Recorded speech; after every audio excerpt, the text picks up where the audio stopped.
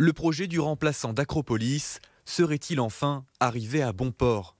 Longtemps, on a cru que le futur centre des congrès de Nice s'installerait aux Mines-Fleurs, mais c'est de l'autre côté de la ville, sur le quai inferné du Port Olympia, qu'il semble désormais se dessiner.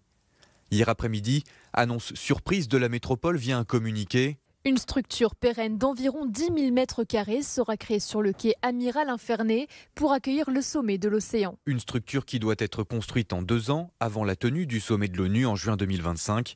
Un équipement en dur, doté d'un amphithéâtre de 1200 places et de plusieurs salles de réunion. Un rebondissement plutôt bien accueilli par l'opposant Philippe Vardon. Depuis 2 ans, nous alertons sur la nécessité vitale de conserver une offre de congrès et une activité culturelle en cœur de ville. Nous avons enfin été entendus.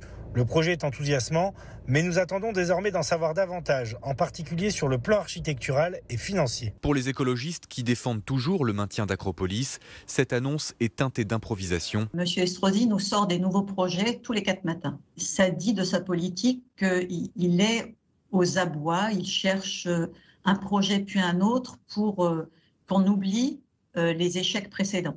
Dans les colonnes de Nice Matin, le maire de Nice indique avoir ce projet en tête depuis 1 an, sans pouvoir l'annoncer, au risque, je cite, de tout faire capoter.